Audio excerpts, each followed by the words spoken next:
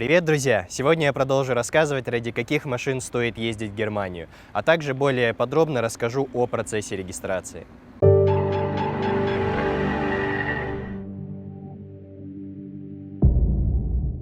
3 месяца назад к нам обратился клиент с конкретным пожеланием. Хочу Mazda MX-5, не сгнившую, не в зеленом цвете и в хорошей комплектации.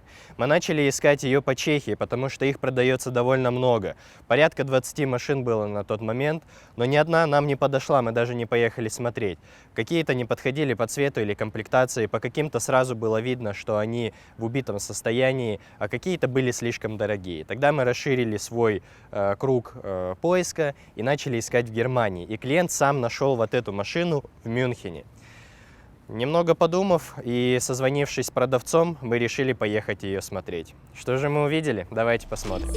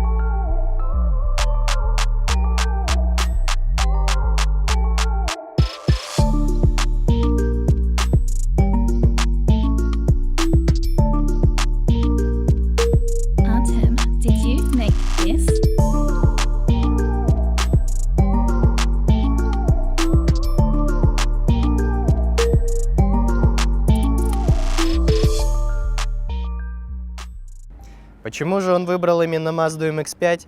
Да потому что это один из лучших автомобилей в мире для удовольствия от вождения, а уж тем более в данном ценовом диапазоне. Автомобиль сам по себе очень простой и надежный. Обслуживать его дешево и просто.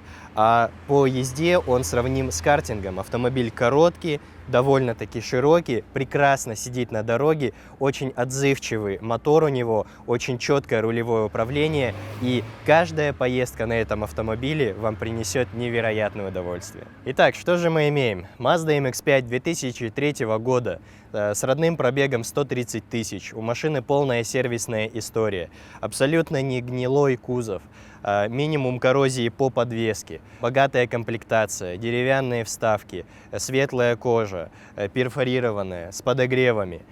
Все в отличнейшем состоянии. Автомобиль едет прекрасно, упругая подвеска, тихий мотор, приятное сцепление, коробка, рулевое, все без проблем. Прекрасный черный цвет. На машине всего пару деталей окрашено, бампера и задняя часть. Крыша в прекрасном состоянии, не потрескавшаяся, не порванная, абсолютно сохраненная. Немного посмотрев, покатавшись на автомобиле, сделав диагностику, было принято однозначное решение автомобиль забирать. Мы поторговались, стояла она за 3 700 или 3 800, насколько я помню, и сторговались мы до 3500 евро. Оставили залог и счастливые поехали домой. Теперь же я расскажу о процессе регистрации. В Германии необходимо пойти на их регистр ВОЗИДЛ и снять машину с регистрации, получить на нее транзитные номера со страховкой. Они выдаются вместе. Стоимость на месяц около 200 евро. Обычно этим занимаются сами продавцы. То есть вы им только оставляете деньги и копии документов, и они поставят на временные номера за вас. Далее мы приехали, точнее не мы, а клиент уже приехал через несколько дней, доплатил остаток за машину, забрал ее и пригнал в Чехию. В Чехии первый ваш шаг – это сделать техосмотр. Прошу обратить внимание, что надо сделать именно так называемую довозовую СТК, то есть импортный техосмотр, он отличается от обычного. Во-первых, другая стоимость, а во-вторых, на него обязательно записываться заранее. Стоимость техосмотра всегда разная. Во-первых, зависит от того, бензин или дизель, само собой, а во-вторых, также зависит от того, имеется ли на автомобиль так называемый COC-лист. Вот здесь будет показано, как он выглядит. Это бумага, которая выдается с завода к автомобилю с его техническими параметрами. Но очень часто, особенно у старых автомобилей, она уже либо утеряна, либо на каком-то регистре ее забрали, и ее нет. Без нее техосмотр дороже. Второй ваш шаг. Надо купить чешскую страховку. Очень многие спрашивают, а как же купить страховку, если у машины еще нет чешских номеров? Первая страховка оформляется на ВИН-код, и после получения чешских номеров вы в страховой поменяете на зеленой карте ВИН-код на госномер. В этом нет ничего страшного, это стандартная процедура. И третий шаг, надо пойти в регистр ВОЗИДЛ, но не в обычную стандартную очередь, где меняется регистрация чешских машин, а на отделение довозы. То есть это отдельный техник в отдельном кабинете. Всегда возле кабинета есть необходимые бланки, которые надо заполнить. С собой необходимо иметь большой и маленький техпаспорт, документы с техосмотра, зеленую карту в цветном виде, это обязательно, черно-белую не принимают, свой документ, биометрическая карточка, действительная на данный момент, на визы, вклеенные в паспорт, не регистрируют, а также, если у вас есть карточка, но она кончилась, не регистрируют. Даже если у вас есть бумага, подтверждающая о том, что вы подались на продление, с этим не регистрируют. Пока не получите карточку, к сожалению, вы не сможете поставить ее на себя на учет. Придется либо искать друга, у которого она есть и на кого можно поставить, либо какую-то фирму. Когда вы отдадите все документы, вам их проверят. Если все в порядке, скажут оплатить поплаток, который составляет 800 крон, и принести чек.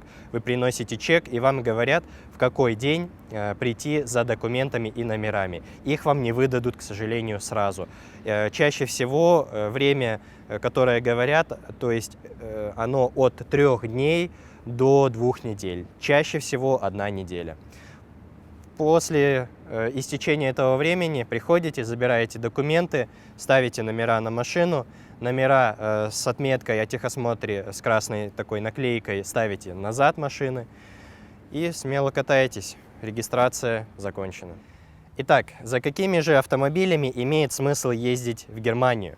Это либо автомобили, которые вы просто не можете найти в Чехии, как в данном случае. То есть вы не можете найти нужный автомобиль по комплектации, по состоянию, по цвету и так далее, и так далее, и так далее. То есть, например, вы не можете найти Mercedes на механике или сохраненную Mazda MX-5 или еще что-то. Либо автомобили дороже 150 тысяч крон. Тогда уже теоретически может быть какая-то разница в цене, которая может даже окупиться, но не всегда, далеко не всегда, друзья. Обращайтесь за помощью, обращайтесь за консультацией. Всего доброго, друзья. Пока.